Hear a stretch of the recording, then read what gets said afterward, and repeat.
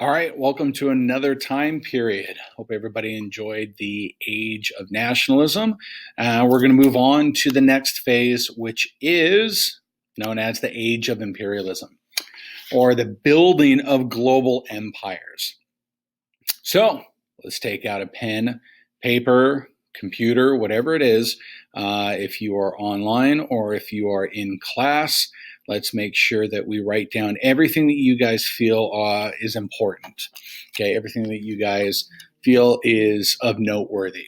Okay, so it is titled The Building of Global Empires, or the Age of Imperialism.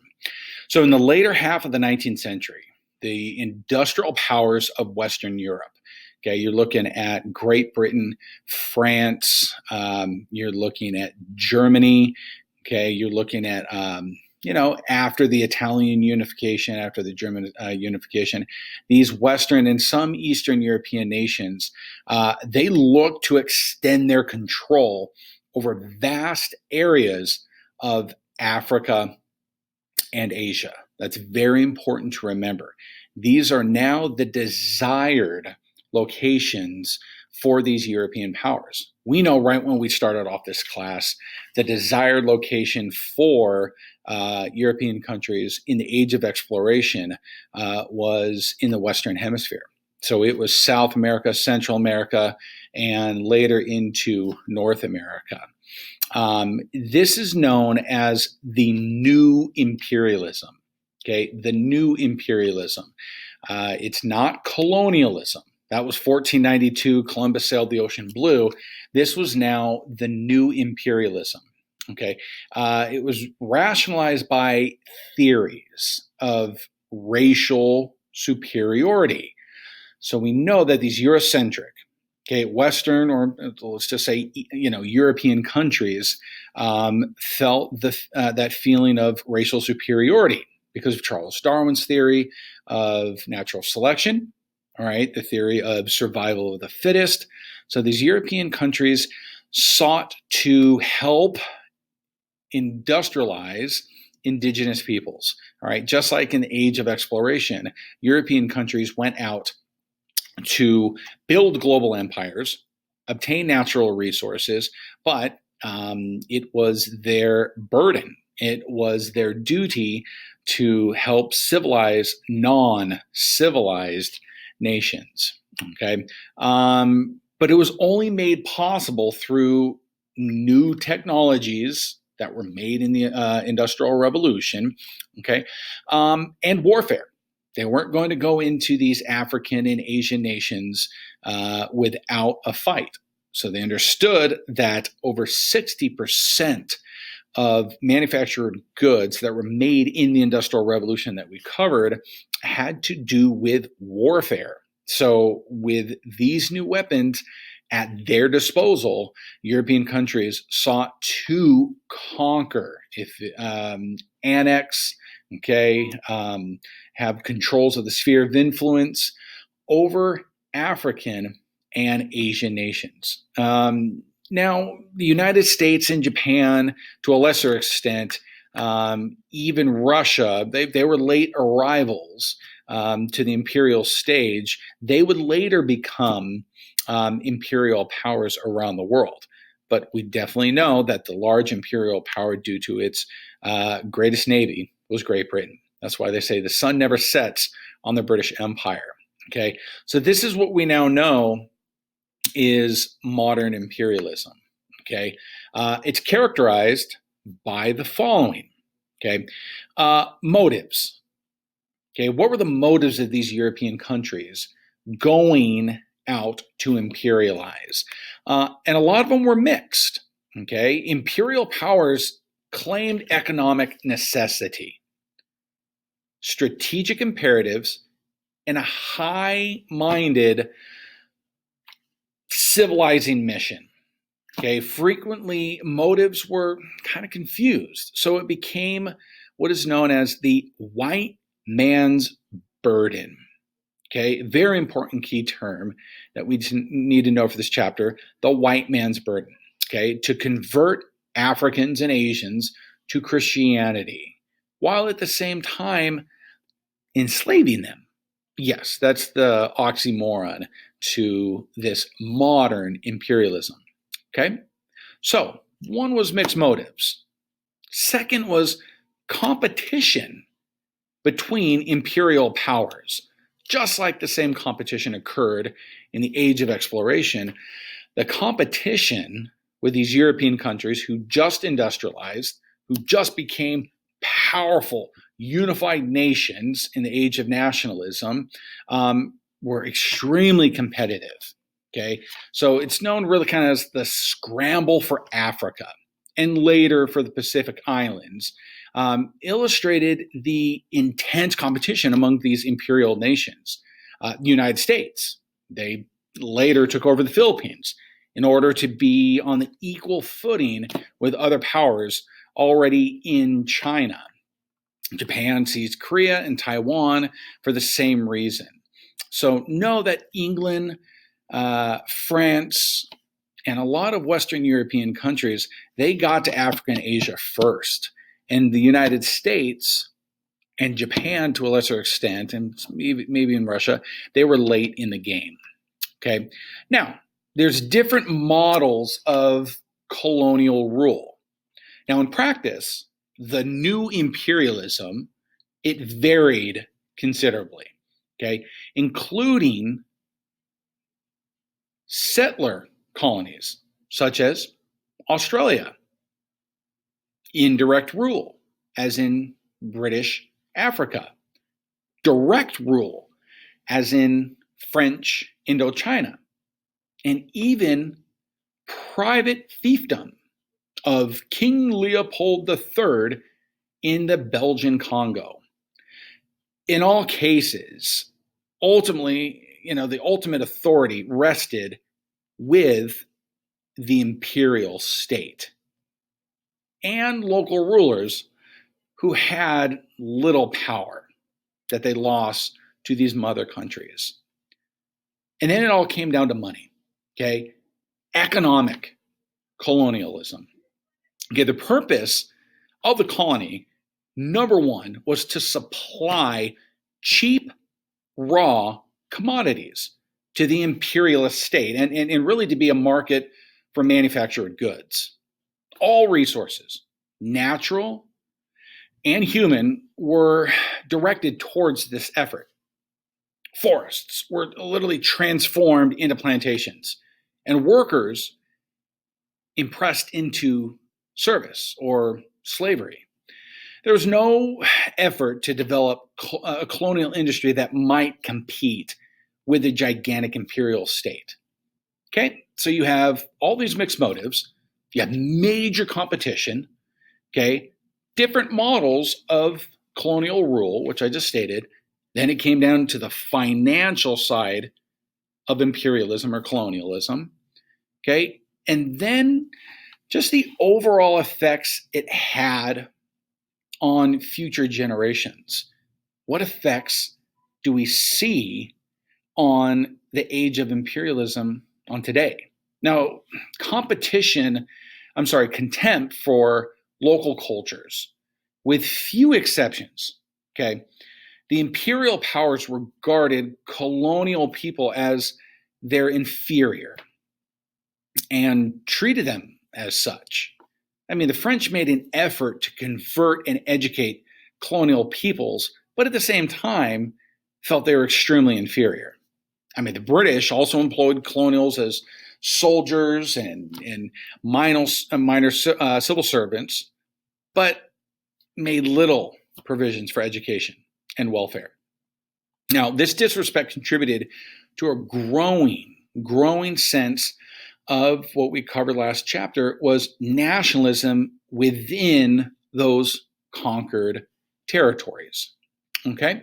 So you have all the mixed motives, you have competition, you have different modes of colonial rule, you have the money behind it, okay, the economic colonialism, and then just the effects of the age of imperialism. And it was just the contempt for local cultures. It was pretty sad. Okay, so we're going to start off with a very, very important side to colonialism. Okay. The industrial roots. Okay. The industrial roots.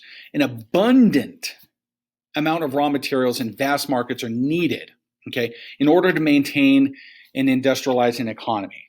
Raw materials such as iron, cotton can be turned into products such as steel and textiles. Finally, these products are going to need to be sold to a market in order to find like real profit. Now, the forces of industrialization cause nations to begin to look outside of their borders for cheaper and more abundant raw materials. Okay, foreign populations were also viewed as vast markets where goods produced in domestic factories actually could be sold. Now, nationalism, or we remember, like we covered last chapter, a pride in one's country also contributed to the growth of imperialism. Citizens were proud of their country, finally, and their accomplishments, which sometimes included taking over foreign areas. As European nations became extremely competitive, which we just talked about, with one another, there was an increased pressure to practice imperialism in order to kind of maintain the balance of power in Europe. Okay, another key term we covered last class: balance of power.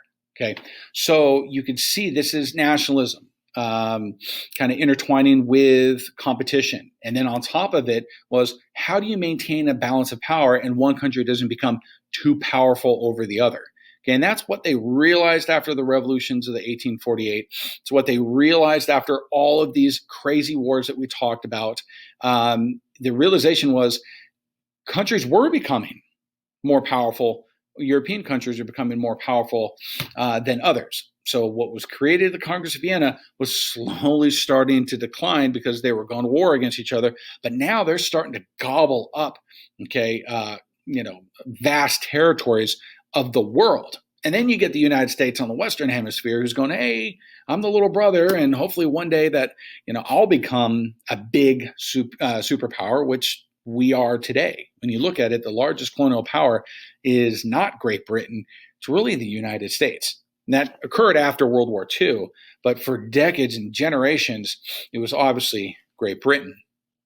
Okay. Now, as these European countries really took over foreign lands, like I said, they view the natives to be inferior. Okay. We know it was the white man's burden. Okay. It was really based off of a popular poem by, the same name, was published by Rudyard Kipling, which we'll do an assignment on.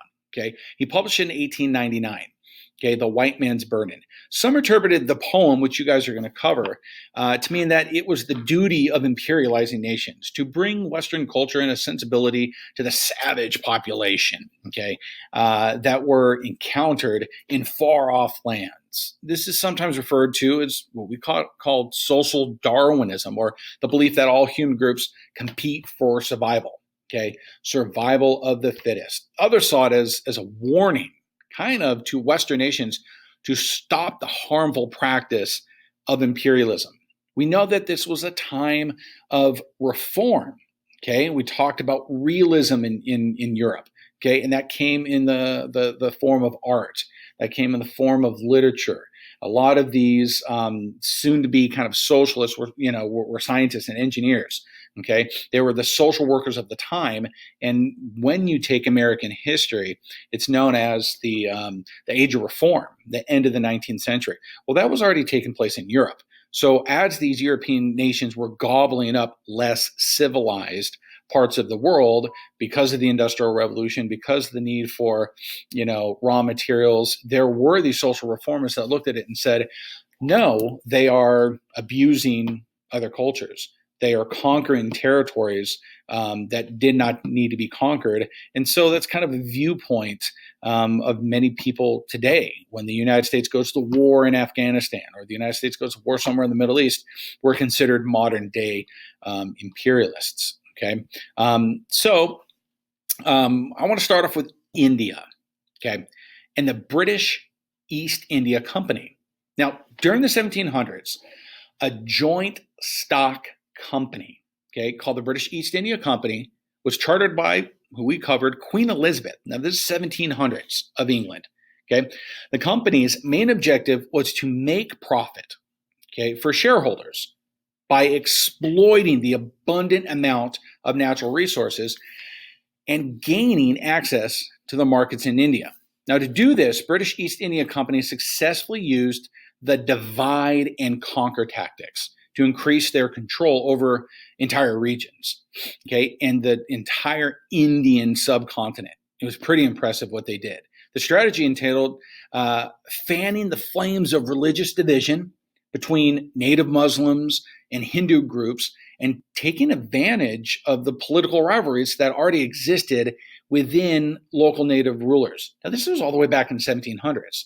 So they understood the importance, okay, of India when it came to the Indian Ocean trading routes, to the tea, okay, and then eventually to the cotton. So the British were super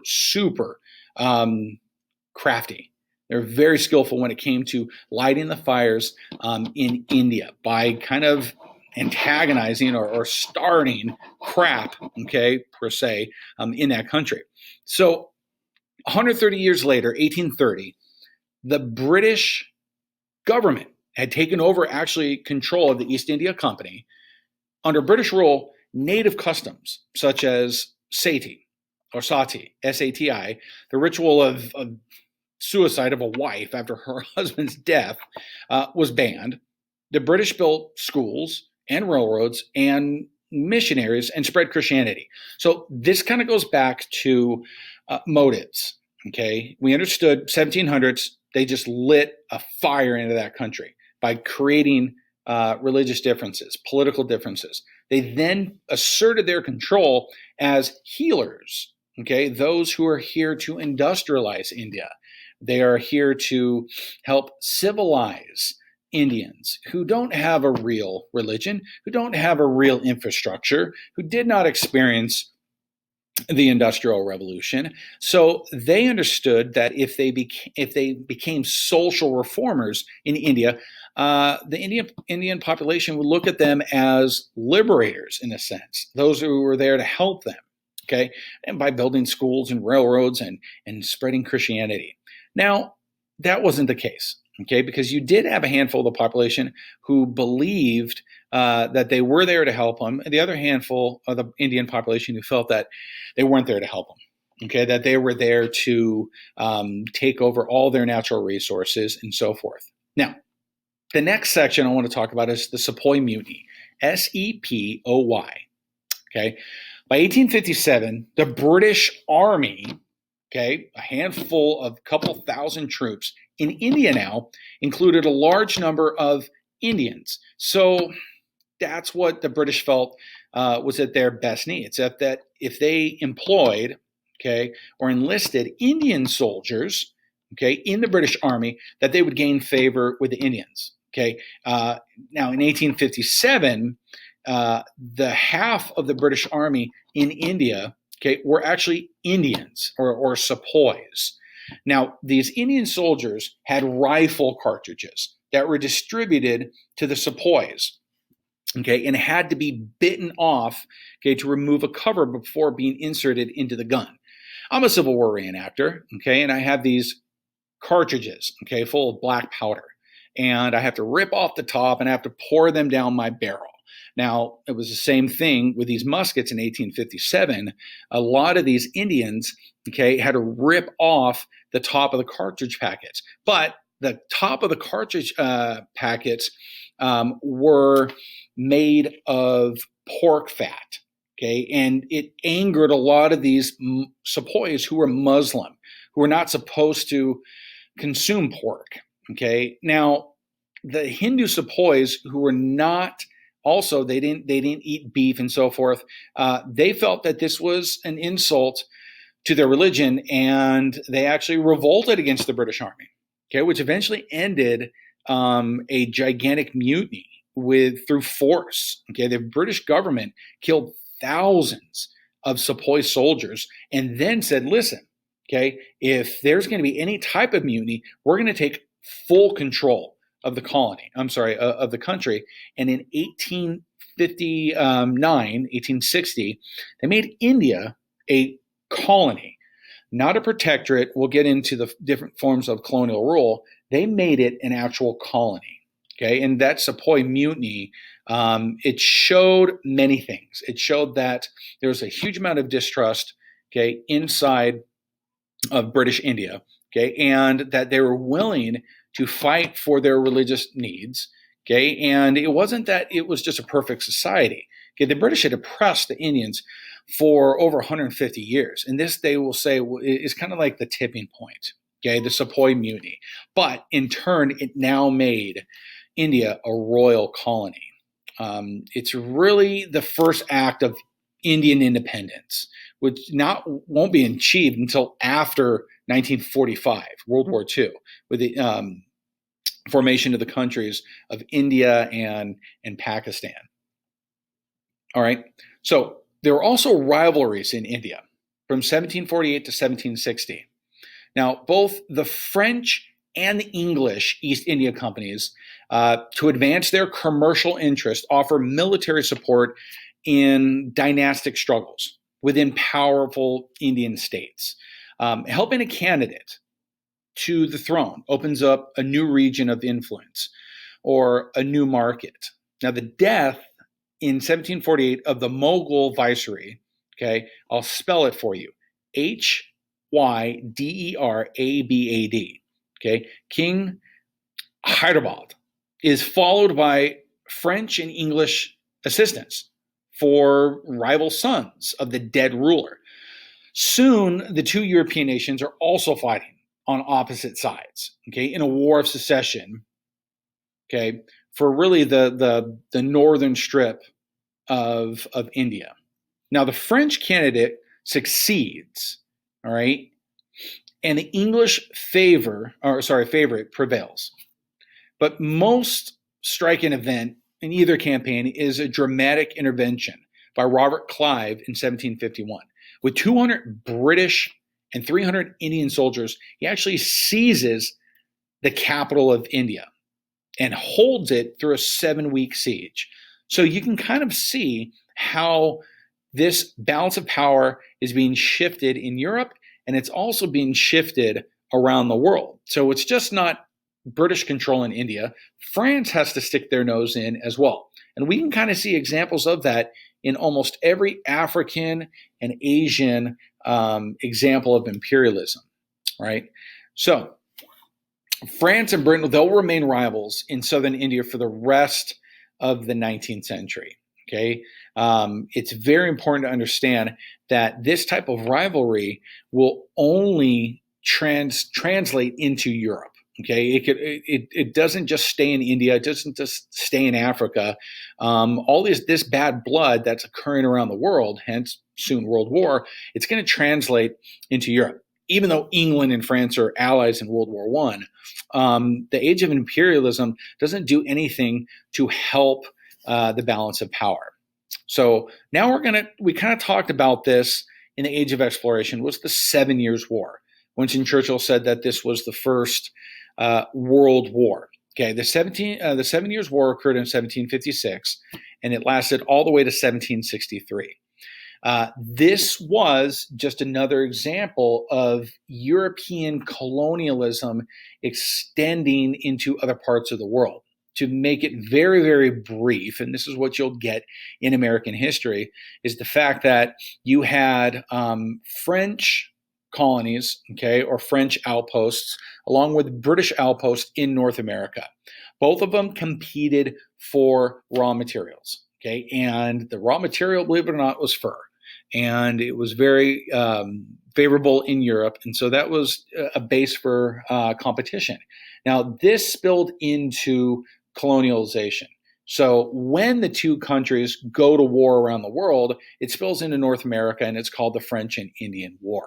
Okay, the French aiding the Native Americans, okay, while the British were being helped by their sister colonies, 13 colonies. Now, the British defeated the French and Indians, okay, and nearly kicked the French off the face of the North American continent, which will have future ramifications, bad ramifications for Native Americans living in North America for hundreds of years to come.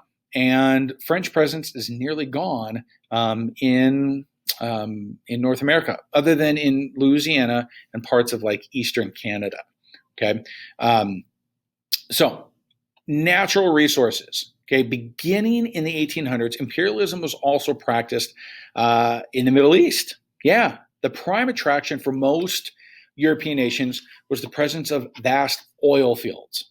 Now, the machinery produced in the Industrial Revolution required oil, okay, to keep numerous parts moving, okay, to keep them lubricated and so forth. Now, as the internal combustion engine became more popular in the 1900s, not coal, okay, oil was needed as fuel. So every European country looked to conquest the Middle East through, go figure, imperialism.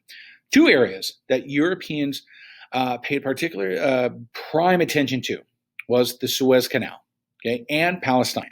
Now, the Suez Canal, okay, we know today is right near northeastern Egypt, kind of near the Ottoman Empire. But the French, they were the first ones to really to set out to build the Suez Canal in 1859. However, Britain became jealous. Go figure, just like they became jealous in the French became jealous of the British in India. Okay, the French became jealous of the British and vice versa in North America. It's now translated into the Middle East. This is the idea behind competition. Okay, and the British felt the impact, okay, on the French industry would be huge, and the British would decline. Okay, so they also felt that if the British obtained the Suez Canal, they could have easier access to their Indian colonies. Okay, so the Suez Canal was huge. All right, in 1875, the British wrestled financial control of the Suez Canal away from the French and eventually made all of Egypt a protectorate in 1882. Okay, so they did not go to war, France and Great Britain, in India, okay, even though we know they went to war in Egypt with Napoleon. But over the Suez Canal, it was more of a financial thing. Okay, it was important to know that the British just had a little bit more money than them. And so they controlled Egypt all the way till after, go figure, World War II. And they made it a protectorate in 1882. Now we're going to dive into Asia. European imperialism in China. We'll start off with Opium Wars. Okay, in the early 1800s, the British Treasury was being depleted due to its dependence on imported tea from China. Okay, now the Chinese were still considered their nation to be the Middle Kingdom, and therefore viewed the goods of the Europeans brought to trade to Western factories in Canton, China, now as nearly worthless trinkets. To solve this trade imbalance, Britain imported opium, processed from the poppy plants grown in the crown colony of India, into China. Now, China's officials attempted to ban actually the importation of the highly addictive opium, okay, but ultimately fell. The British declared war on China in a series of conflicts called the Opium Wars. Superior British military technology allowed them to claim victory and subject the Chinese to a series of unequal treaties. Okay, so it's important to know that there are different forms of colonialism. Okay, we know there could be a colony, there could be a protectorate, and I've listed on the Google Classroom all the forms of colonial rule. Okay, one important colonial form is the sphere of influence. Okay, eventually, several European nations followed Britain's suit, okay, forcing China to sign a series of unequal treaties, okay, guaranteeing that European citizens in China were only subject to the laws of their own nation and could be tried under their own courts. So if you were a British citizen living in British Hong Kong, okay, you didn't have to follow any Chinese rule. Okay, it was only British rule. Eventually, we'll see that Western nations, weary of governing foreign lands, established spheres of influence within China, which guaranteed specific trading privileges to each nation within its respective spheres. Okay, but there were spheres of influence in Russia. There's, in Japan, and I'm sorry. So let me date back. There were spheres of influence in China from Russia, Japan, Great Britain, France, and even Germany. Okay, eventually the United States demanded equal trading status within China. And rather than carve out its own sphere of influence, simply announced, which is the open door policy in 1899. The United States stated that all nations should have equal trading rights regardless of the sphere of influence. Again, it was funny how we opened up the door to Asia. It was really through kind of military intimidation. But that's for American history.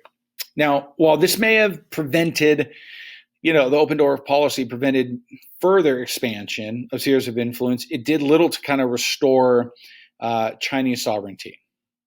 Now, the effects of the European imperialism in China. Okay, disgusted with the failed efforts of the Manchu dynasty in ridding China of opium or foreign influences in the Opium Wars, Chinese citizens staged the Taiping Rebellion, between 1850 and 1864. Already weakened, the Chinese officials turned to foreigners, to help in putting down the rebellion, killing actually millions of Chinese in the process. After further insult of the open doors policy, Chinese nationalists staged the Boxer Rebellion in 1900. Now, viewed as a threat to the profits they enjoyed in their imperial spheres of influence, many of these foreign nations formed an international coalition that ended the actual uprising. Now, with its victory, additional concessions were actually granted to foreign nations within China. Now, finally, 5,000 years of dynastic rule in China came to an end, believe it or not, in 1911. China tumbled into civil war as local warlords sought to control their locals, while nationalist leaders, sought to unify China. Now, civil war took hold of China after the last kind of emperor of China. His name was Sun Jian, Yixin. After his death, you'll get a socialist ruler or a communist ruler by the name of Mao Zedong. M-A-O, last name Zong, Z-E-D-O-N-G. He had adopted communism and in a sense, fought Sung's successor, his son, Chiang Kai-shek, for control of the country. Now, in 1949, that's 3 years after the end of the war, Mao actually established a communist government in mainland China, while Chiang Kai-shek fled to Taiwan and established really kind of a democratic government there. Now, Japanese imperialism, believe it or not, prior to the 1850s, Japan had limited contact with the West. Only the Dutch were allowed to trade with the Japanese at the port of Nagasaki once a year. I mean, the Japanese samurais, the samurai warriors, would behead any foreigner that landed on their shores. No questions asked. But it was funny how the Dutch were actually allowed to trade with the Japanese. I think it was more so because of the medicine and the engineering that they brought to the Japanese mainland. And in comes the United States. Commodore Matthew Perry. No, not the actor from Friends. Commodore Matthew C. Perry, which you have to remember for your junior year. He sent a fleet, his fleet was sent by Millard Fillmore, President Millard Fillmore in 1853. This is dating back to my U.S. history teaching, to patrol the shores of the southeastern coast of Japan, right, at the port of Edo, E-D-O, We have a student named Edo. It's very important that we showed our industrial power, the United States, with all of our powerful naval ships and our guns. And all we needed to do was fire off a couple shots. And those couple shots scared the crap out of the samurai warriors and the Emperor of Japan. Now, again, they didn't bow to the power of the United States, but they kind of knew what was up against them. They knew what they were dealing with the United States. All right. So that's just kind of a quick overview of imperialism in India imperialism in Asia, okay, how European countries fought for control, okay, causing civil war, causing rebellion, America showing off its industrial might, and how imperialism spread all throughout the world in Asia and even parts of North America. Okay. Now, it's important to know that during this time, the actual slave trade is going to end. Okay, in the 1400s, we know that Portuguese established a number of trading posts, okay, along the coastline of Africa. Later in the 1600s, the Dutch established Cape Town, right, on the southwestern tip of Africa, where many of these trading ports, slave trading ports, existed. Okay, and this was kind of the starting point of the African slave trade. But date 400 years later, by the 1800s, many European nations actually passed laws banning the slave trade. Thanks in part to the abolitionist movement that took place in the United States. Okay, right before the American Civil War, abolitionists, reformers, social reformers, which you guys will cover in American history, they helped push for an actual end to the importation of slaves into the United States. So it convinced France, who had just came through their revolution, it convinced England, okay, who was becoming more industrialized and becoming more aware of the humanistic side of slavery, that they ended the slave trade by 1880. Okay, did I say 1880? It was 1840. My bad, I'm just kind of spitballing. So before the American Civil War, Great Britain and France had stopped, and many European nations had stopped the actual slave trade. But again, it didn't stop the scramble for Africa. Okay, by 1870s, okay, near the end of the 19th century, these European nations viewed Africa as their fuel source for the Industrial Revolution. Okay, they understood what they could get from Asia, and a lot of times, a lot of European nations looked for colonies in Asia, not necessarily for its natural resources. We know during the Age of Exploration, they viewed the Spice Islands as a very important way to obtain just common goods, not life-sustaining goods, but, spice, silks, jewels, and whatnot. But in the Age of Imperialism, European nations looked at, even the United States, looked at Asia as kind of like a gas station, a starting off point. Or a stopping off point, a Texaco, a Shell station. Okay, so if they had a colony here, a trading post here, all throughout the vast Pacific Ocean, that they could trade with their mother colonies, okay, large colonies like India, okay, and then eventually get into Africa. Now, the Belgian king, okay, Leopold, Leopold, sent emissaries, okay, kind of diplomats. He's the Belgian king, okay, to establish trade with native Africans in the Congo. The Congo is right in the middle of Africa, okay. This single act became like a flurry of imperialistic competition and activity as other European nations, and you name it, France, Great Britain, Germany, Spain, Italy, and Portugal, they're all scrambling after King Leopold sent diplomats to trade with Africans in the Congo. Okay, so after this mad dash for Africa, these major nations met, okay, to talk about, one, we can't upset the balance of power. Two, what are we really getting from Africa? Well, they understood that Africa was rich in natural resources.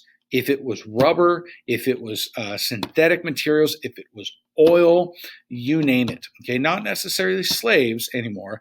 It was everything that could fuel their industrial revolution.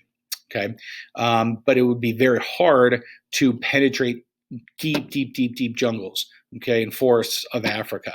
Okay, the conditions in Africa were going to be extremely difficult to penetrate. So advances in the Industrial Revolution, advances in medicine, okay, will help European colonizers penetrate African nations. So to maintain the balance of power, okay, in Europe after the mad dash for Africa, they met in Berlin, Germany. Okay, it was known as the Berlin Conference, just to avoid conflict with one another in Africa. European leaders met with little regard or representation for native Africans. Okay, the European powers set about carving up Africa according to the following guidelines.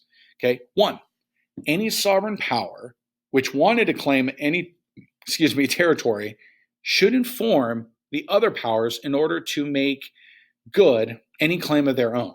Okay, so they got to kind of give them a heads up. Two, any such takeover should be validated by effective occupation, meaning you got to have a purpose. You got to have real politics. Okay, you got to have a plan. Three, treaties within African rulers were to be considered a valid title to sovereignty. So you go into the Belgian Congo and you make treaties with their king, okay, or any other African nation. Number four, by 1900, the only areas of Africa remaining independent were Liberia and Ethiopia. And people ask you, well, why Liberia and Ethiopia? Think of that. How many nations there are in Africa today? There's over, I think, 80 or 90. You can Google that. 80 separate nations within the continent of Africa. And by 1900, only two remained independent, Liberia and Ethiopia, mainly due to its geography. Okay, Ethiopia, all mountains. Liberia, all desert. No natural resources. Okay, but don't think that there wasn't resistance. Okay, in India, like the Sepoy Mutiny, you have the Zulu resistance. Okay, the Zulu. In 1830, okay, descendants of the original Dutch settlers, this is kind of neat, okay, now called the Boers, migrated into the interior of South Africa and began to engage in conflicts with the largest, most powerful warlike tribe, okay, in South Africa known as the Zulu. These battles with the Boer settlers continued well into the 1800s, but never truly threatened Zulu sovereignty. Okay, the Dutch settlers that settled South Africa, they were named the Boers because they were pig farmers. Okay, and they were considered to be the first white inhabitants. Okay, in South Africa. Okay.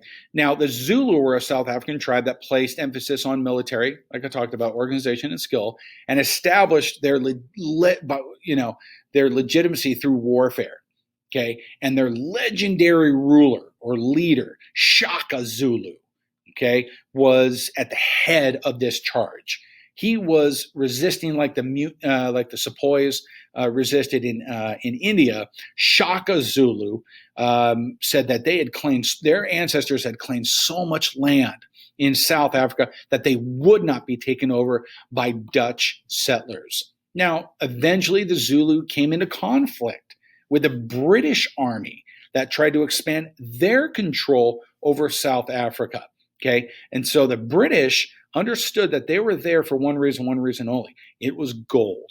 Okay, so you had conflicts between the Boers, you had conflicts between the British, and you had conflicts between the Zulus. All right, this erupted into a gigantic South African vie for power.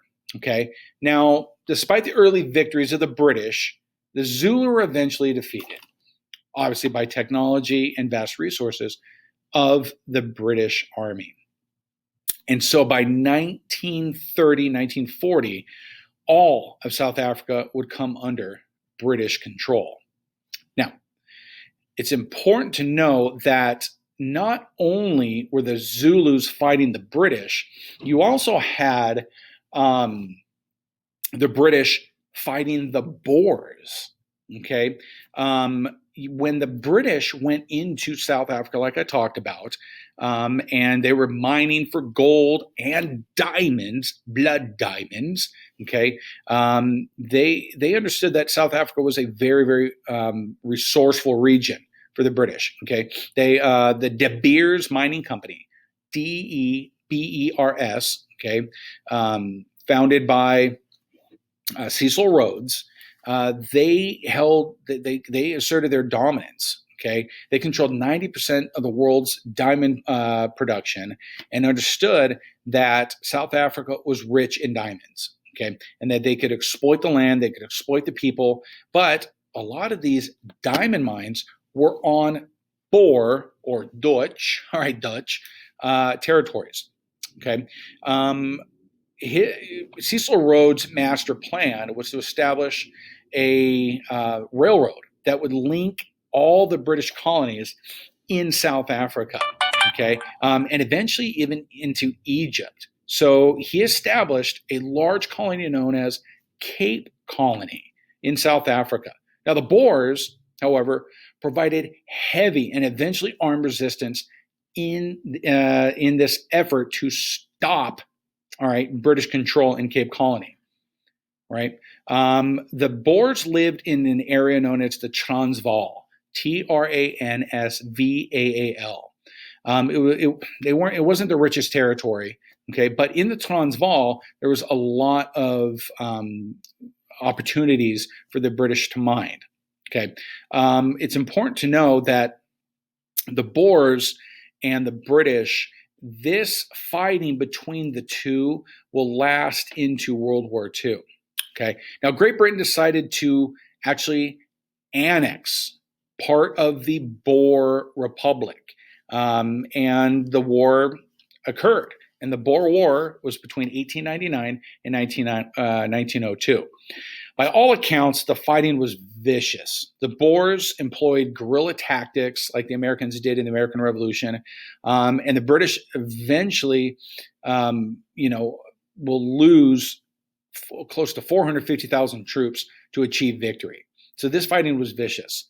Okay, future Prime Minister Winston Churchill, okay, during World War II, he'll fight for the British in the Boer War. Okay, but when it was all said and done, Great Britain won the Boer War. Okay, they defeated the Zulus prior to that and created the Union of South Africa. They eventually became the nation of South Africa after World War II. Now, in short term, imperialism was very profitable for these foreign nations. Okay, but it really came at the expense of the indigenous people living there. Okay, and we saw examples of that in India. We saw examples of that in Asia, in China, with the spheres of influence. We saw examples of that in South Africa. Okay, a lot of these European countries went to great lengths to obtain, annex, imperialize these African and Asian nations.